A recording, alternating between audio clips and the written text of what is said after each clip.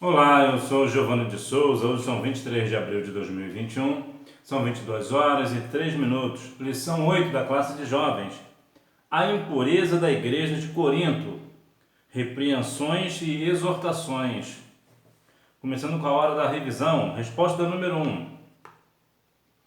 No capítulo 5 da primeira carta aos Coríntios, Paulo registra um problema na igreja que era um verdadeiro escândalo de ordem moral, inconcebível até mesmo no paganismo. Um dos membros da igreja havia se amaziado com a sua madrasta.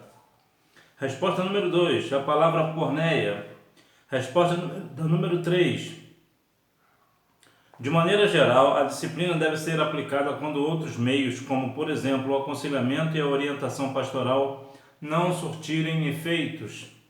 Resposta número 4. A disciplina não é um ato de vingança, mas uma atitude terapêutica para a cura de um grande mal que esteja afetando a igreja. Resposta número 5, não. O objetivo é curar, ajudar e restaurar o irmão ou a irmã que cometeu um pecado escandaloso.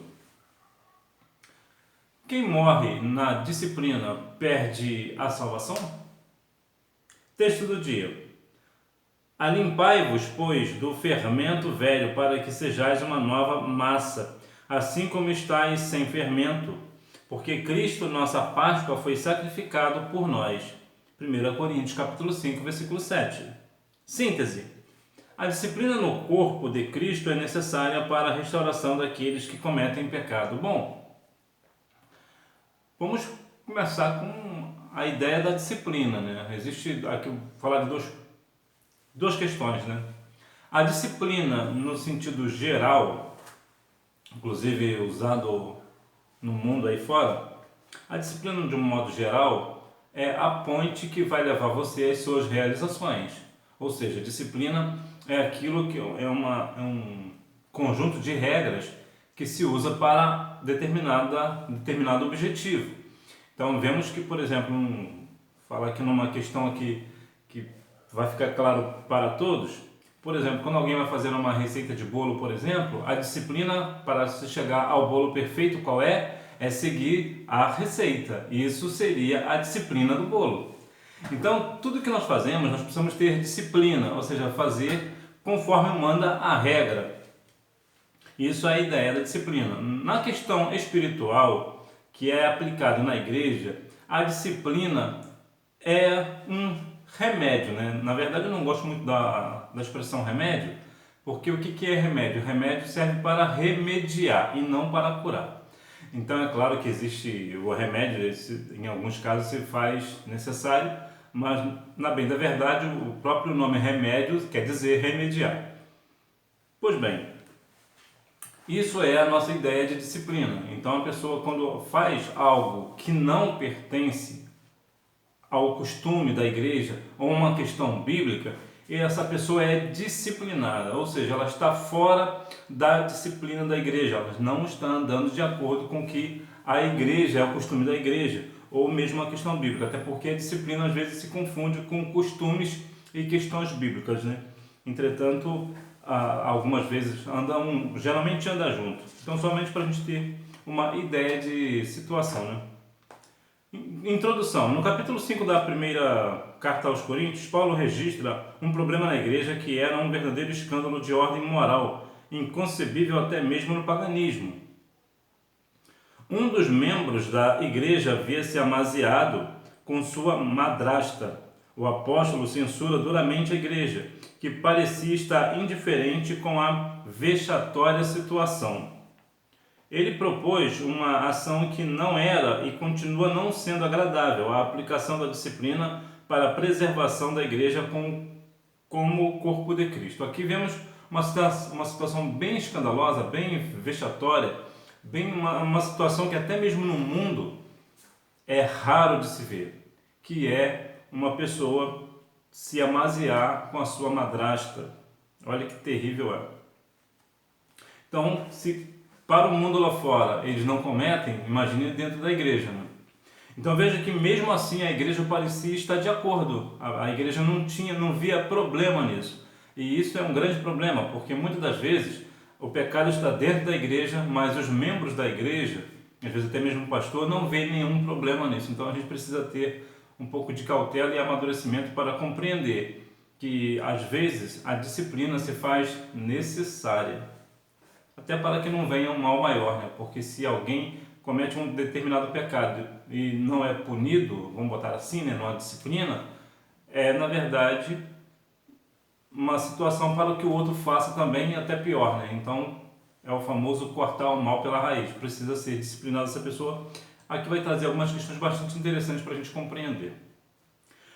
O significado e a necessidade de disciplina, respeito e cuidado com o corpo de Cristo. Paulo inicia o capítulo falando a respeito de um caso de imoralidade sexual que estava causando escândalo. Ao que tudo indica, a igreja em Corinto não estava alheia às práticas imorais da cidade. E Paulo se vê obrigado a repreendê-lo severamente, pois havia um caso de fornicação entre um enteado e sua madrasta. Tratar da questão da fornicação com um grupo de jovens não é uma das tarefas mais fáceis, não.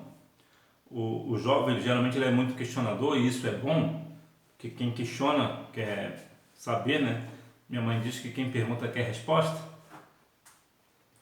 Pois bem, entretanto, a questão do jovem é que mesmo numa situação de disciplina, e às vezes até uma pergunta sincera, quando nós levamos para a palavra, eles não querem aceitar a resposta da palavra. Por quê? Porque a palavra, o que é? Ela vai sempre contra o meu querer, o meu desejo.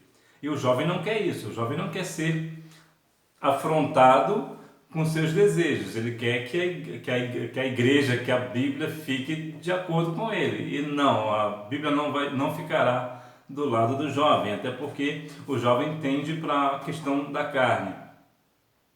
Entretanto, é algo que nós precisamos tratar com seriedade, sinceridade e respeito acerca destas coisas.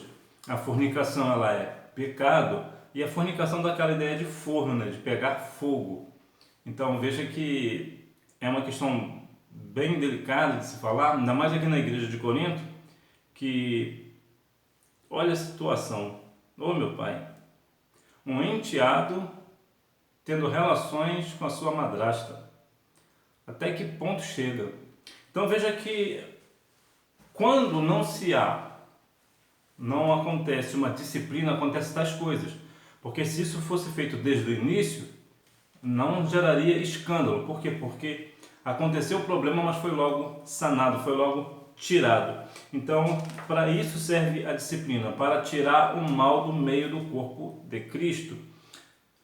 Entretanto, a fornicação ela vai muito mais além, né? Tem outras práticas também que eu não vou entrar aqui em detalhes, porque não se faz necessário. A disciplina é uma decisão que deve ser tomada em conjunto. A aplicação da disciplina com exclusão de membros é uma ação extrema a ser tomada da igreja, porém, em muitos casos se faz necessária. Não é uma das atitudes mais populares de um líder. No entanto, dependendo do impacto para a igreja e para a sociedade, a medida não pode ser evitada. O apóstolo Paulo assevera que essa era uma decisão necessária e que devia ser tomada em conjunto na igreja local. Aqui há 2 pontos aqui. O primeiro ponto é que a questão da disciplina ela se faz necessária em alguns casos. Aqui não vai dar para relatar os casos, porque cada igreja tem o seu pastor, eu vou deixar isso claro para cargo dele. Agora, quando se faz necessário, quando um membro pratica algo que não é bíblico, que é contra os preceitos bíblicos, comete um pecado, ele precisa ser, claro, disciplinado dependendo das circunstâncias. E de acordo com a igreja também precisa tomar a par deste negócio. Isto é um ponto. E qual é o outro ponto? O outro ponto é que o pastor ele também deve ser disciplinado caso ele não faça o que deve fazer. Ou seja, quando ele comete um pecado, ele também precisa ser disciplinado. Porque há entre nós, infelizmente, um ensinamento que é antibíblico sobre a questão de que eu não posso tocar no ungido do Senhor. Quando a Bíblia diz ungido do Senhor, se tratando de Davi e Saul, a Bíblia diz lá, pra gente, em rápidas palavras, Davi não podia matar Saul. Isso seria tocar em Saul, é matar Saul. Isso ele não podia fazer. Por quê? Porque Êxodo, capítulo 20, versículo 13, diz que não assassinarás. Então, ou não matarás, como deve estar na sua Bíblia. Então ele não podia tocar. No livro de Salmos também vai falar algo parecido, Salmos 105:15, que vai falar que Deus falando para os ímpios, para não tocar nos ungidos do Senhor. Então criou-se a ideia de que o pastor ele é intocável dentro da igreja, então ele pode fazer o que ele quiser porque ele é intocável, porque ele é ungido do Senhor, a gente não pode tocar nele. Isso não é bíblico. Quando um pastor ele comete algo, um pecado, ele precisa ser também disciplinado, como diz Naum, capítulo 1, versículo 3, que Deus não tem o culpado por inocente. Vê, por exemplo, o caso de Eli, que deixou Ofni e Finés fazer o que queriam fazer. Então, como ele, como sacerdote, ele não tomou as decisões que precisava ser tomado, ele pagou com a consequência de sua morte. Então, veja que, mesmo o pastor, quando ele está em situação de pecado, ele também precisa ser disciplinado, ele não pode ser deixado de lado porque ele é ungido do Senhor, ele é o intocável do Senhor, não, ele também precisa ser disciplinado. Aqui são dois pontos, né, que é a questão do membro ser disciplinado e também o pastor também precisa ser disciplinado caso cometa um pecado. A disciplina é um tratamento para a cura espiritual. A disciplina eclesiástica tem o objetivo de curar, ajudar e restaurar o irmão ou a irmã que cometeu um pecado escandaloso. Aqui o apóstolo pode parecer muito severo ao ensinar que os crentes não podem se associar com os que se prostituem, mas sua intenção era a de preservar a igreja e restaurar a pessoa que se envolveu no escândalo. Há uma questão bastante interessante aqui, que é a expressão entregar o irmão a Satanás. Isso causa um certo impacto na pessoa. Vamos entregar alguém a Satanás, a alma dele a Satanás? Parece que é isso que dá a ideia, mas na verdade não é isso. A ideia aqui principal é que quando, no caso, por exemplo, desse enteado e a madrasta, eles não sentiam o peso do pecado. Quando eles são disciplinados, eles estão sendo entregues a Satanás, nesse sentido de sentir o peso do pecado, sentir a consequência do pecado. Como você pecou, agora você vai sentir a consequência do seu pecado. Você não vai ter mais comunhão com a igreja, com o corpo de Cristo. Você não vai ter mais comunhão com Cristo nesse sentido. Então ele sente o peso. Então a ideia, essa ideia de entregar a Satanás, é essa ideia, e não deixar ele a Satanás e Satanás resolve o problema dele, não é isso. Então veja que aqui é uma questão de arrependimento. É para isso que a disciplina serve, para trazer arrependimento e até mesmo o peso do pecado, né? Ou a consequência do pecado. Porque entenda uma situação bem prática.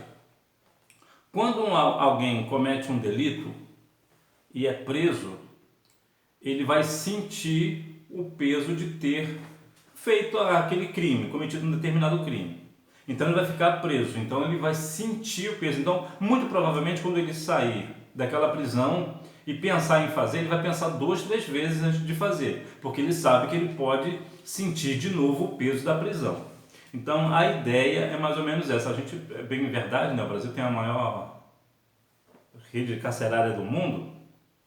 De qualquer forma, geralmente a prisão mostra algumas situações, tira a liberdade da pessoa. E a pessoa não quer viver uma vida presa, né? Quer ser livre. Então essa aqui é mais ou menos a ideia da disciplina. A disciplina faz a pessoa sentir o peso daquilo que ele cometeu, né? A consequência. A disciplina como preservação da santidade da igreja. A metáfora do fermento velho. Essa parte aqui acho que as meninas vão entender melhor. Para mostrar o quanto era nociva a atitude displicente e indiferente da igreja, para com o caso grave de fornicação que estava acontecendo, Paulo recorre a uma analogia usando uma figura de linguagem da tradição dos judeus. Alguns coríntios, em nome da liberdade, em vez de tratar do caso, orgulhavam-se disso. Então o apóstolo usa a metáfora do fermento, elemento que era proibido na preparação da Páscoa. A questão do fermento velho. O fermento dá a ideia de crescimento, né? Aí você passa que não vai, não entendi bem, vamos chegar lá. Quando você vai fazer um bolo, você usa um determinado fermento, você faz o bolo crescer, né? A massa crescer. A questão do pecado é parecida. Quando você permite o pecado ficar, o pecado ele tende a crescer se ele não for tirado. Por isso o fermento velho. Então veja que as questões, muitas das vezes as pessoas parecem orgulhar-se do pecado que está acontecendo na igreja. Parece que tem orgulho de saber que a igreja está cometendo um determinado pecado. E isso é ruim, porque está já em conformidade com o pecado. A Bíblia diz para que nós não venhamos ter amizade com o mundo, que a amizade com o mundo é inimizade com Deus. Então nós precisamos ser cautelosos neste ponto. Nós não devemos deixar esse fermento velho, que é o fermento do pecado, a ideia de crescer o pecado, se orgulhar disso nos nossos tempos, na nossa igreja, na igreja de Cristo. A exortação à pureza cristã.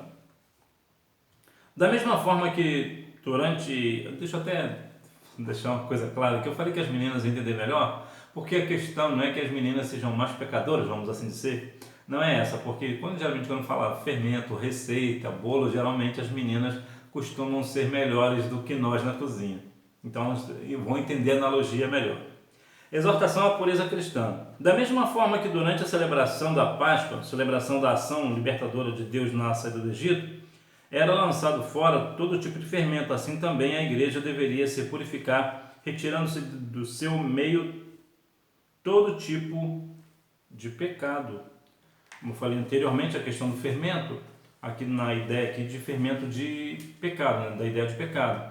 Quando o povo do Egito saíram do Egito, que foi a questão da Páscoa, eles deixaram tudo para trás e criaram ali uma questão de um pão sem fermento, né? Que é pão asmos que fala. Então veja que aqui eles deixaram tudo para trás. A ideia é essa, deixar o pecado para trás, deixar o fermento para trás. Apesar que para nós parece ser ideia boa, né? Botar um fermento num bolo para fazer o bolo crescer, mas no sentido espiritual ele é ruim, porque ele faz o pecado crescer, ele faz o bolo crescer, o bolo do pecado, o bolo da contenda. Então não é bom que ele fique. Então assim também a igreja deve se purificar, assim como o povo saiu do Egito lançando fora todo tipo de fermento, a igreja também deve lançar fora todo tipo de pecado. Paulo já havia advertido por carta à igreja a respeito da prostituição. Paulo cita uma carta que se perdeu. Nela, ele havia já advertido sobre os perigos de se associar às pessoas da igreja que se prostituíam, pois tal comportamento não poderia ser incentivado e nem tolerado dentro da igreja do Senhor. Há algumas situações dentro da igreja que realmente não dá para compreender. A igreja ela fala contra o pecado, entretanto há algumas situações, algumas pessoas que acabam se familiarizando com a prostituição. Começa a parecer que acha bonito a prostituição, acha bonito uma pessoa, um membro da igreja, um homem, uma mulher, começa a cometer atos de prostituição e as outras pessoas acabam achando bonito e querem fazer igual. Na verdade, nós devemos deixar isso de lado. A questão aqui da carta de Paulo, que se perdeu, foram duas cartas que se perderam. Então, nós deveríamos ter 1º, 2º, 3º e 4º Coríntios, só para nível de curiosidade. Então, você vê que a igreja não pode tolerar esse tipo de pecado, essa parceria com o pecado. A igreja não pode ser tolerante com o pecado. A igreja precisa falar contra o pecado. O cuidado com a pessoa depois da disciplina. O cristão deve amar o pecador e odiar o pecado. Todavia, Paulo recomenda um bom relacionamento interpessoal com as pessoas de fora da igreja. Ele quer evitar que os membros queiram viver isolados da sociedade, mas isso não significa ter as mesmas práticas. Pelo contrário, devem ser testemunhas do Evangelho de Cristo. Na oração sacerdotal, Jesus pediu ao Pai: não peço que os tire do mundo, mas que os livre do mal. Quando alguém está nessa questão da disciplina, foi disciplinado ou disciplinada, essa pessoa precisa continuamente estar na igreja. Não é porque foi disciplinado que agora vai largar tudo, vai abandonar a igreja, vai abandonar a Cristo. Não, de maneira nenhuma. É uma situação delicada, mas ela precisa ficar firme na presença do Senhor. Por outro lado, a igreja, que é o corpo de Cristo, precisa abraçar essa pessoa, independente do pecado que ela cometeu. Ou seja, nós não vamos pactuar com o pecado dessa pessoa, tolerar o pecado dessa pessoa, passar a mão na cabeça, não é isso. A gente, apesar que a pessoa foi disciplinada, ela está fora das suas atividades da igreja, na questão da disciplina, mas ela precisa ser amada do mesmo jeito, como se ela estivesse ainda no corpo. Ou seja, nós não podemos tratá-la com desprezo, muito pelo contrário, nós precisamos mais do que nunca demonstrar amor em atitudes, em palavras, em conversas, trazê-la de volta para o meio. É claro que haverá ali um processo de disciplina, um tempo determinado pelo pastor, e para que ela cumpra, mas mesmo no período de cumprimento dessa disciplina, ela precisa se sentir amada, mesmo porque assim ela vai se sentir mais força para continuar nos caminhos do Senhor e não praticar mais aquele pecado. Vemos muitas das vezes as pessoas, quando é disciplinada da igreja, acabam deixando a igreja. Por quê? Porque ficam tristes devido à vergonha da consequência do pecado. Como isso já não bastasse, as pessoas, o corpo de Cristo, os irmãos e as irmãs que ficam, acabam olhando para essa pessoa com um olhar de desprezo, de julgamento, de inferioridade. Acham que a pessoa, porque cometeu um pecado, agora é inferior a nós. Não, de maneira nenhuma, todos nós somos iguais. A pessoa cometeu um tropeço ali, tomou um tombo, mas já se levanta. Agora, a igreja precisa também ficar com essa pessoa, precisa abraçar e ficar em amor. A disciplina deve ser aplicada em um ambiente de perdão e graça. Cada membro deve ajudar um ao outro em suas dificuldades, nunca julgar precipitadamente, pois todos são devedores e dependentes da graça de Deus. O crente não pode se achar melhor do que o outro por estar em uma situação espiritual melhor em determinado momento. A igreja tem a responsabilidade de proteger a reputação dos membros e evitar a exposição desnecessária deles e potenciais fofocas. Pois bem, nós ajudamos uns aos outros. Como eu falei, a gente não deve ficar com ato de julgar precipitadamente, Não é porque alguém cometeu um determinado pecado que nós vamos agora ficar julgando. É aquela famosa máxima, Isso aí nunca me enganou. Isso é terrível. Isso é terrível. Até porque todos nós passamos por situações difíceis. Há momentos que, às vezes, a pessoa, na situação, dependendo da sua situação, a pessoa pode sim tropeçar, mesmo sendo sincera diante do Senhor. A pessoa pode, no momento de fraqueza, como a Bíblia diz em Tiago 5,17, que todos nós somos sujeitos às mesmas paixões. Então, todos nós estamos suscetíveis a erro, a pecado. Davi era segundo o coração de Deus e pecou. E tantos outros que pecaram. Moisés viu a glória do Senhor e também pecou. E todos os que vieram antes pecaram. Jó pecou, Daniel pecou, Noé pecou. Então, todos nós somos pecadores. Então, nós não podemos nos sentir superiores porque alguém está disciplinado e você não. Nós não devemos fazer tal prática. Todos nós somos iguais. Nós que agora estamos numa situação espiritual significativa, de uma forma melhor, nós devemos apoiar o irmão ou a irmã que agora está num momento difícil de sua vida, devido à sua disciplina. A disciplina não significa abandono da pessoa disciplinada. A pessoa disciplinada não pode ser abandonada e tratada como preconceito. A ela, a igreja deve oferecer apoio, de preferência por uma equipe capacitada, se possível por meio de um treinamento oficial da igreja, elaborado e aplicado por instrutores experientes e, acima de tudo, comprometidos com o reino de Deus, que comprovadamente demonstre amor pelas almas. A disciplina é uma forma de confrontar o crente que pecou e mostrar que, apesar de tudo, a igreja o ama e deseja vê-lo restaurado. Veja, a disciplina, ela traz a consequência do pecado à pessoa, faz com que a pessoa seja curada daquilo, para sentir o peso daquele pecado que cometeu, mas que a igreja ainda o ama. A igreja não vai abandonar esta pessoa que foi disciplinada. A pessoa vai ser disciplinada porque cometeu tal pecado. A gente também não pode passar a mão na cabeça, né? Todos nós somos passíveis de erros. Então, cada um de nós, numa situação da vida, se for disciplinado, precisa aceitar a disciplina. Claro, se a disciplina for feita de uma forma correta, bíblica e realmente merecida, porque muitas das vezes alguns pastores usam do famoso, como eu já falei, ungido do Senhor, e acabam querendo colocar peso nos membros que nem ele mesmo suportaria.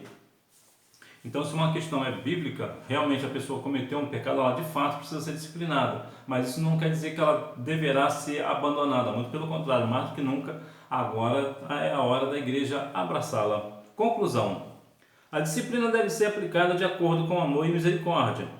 Ela deve ser empregada quando outros meios, como aconselhamentos e orientação pastoral, não surtirem efeitos.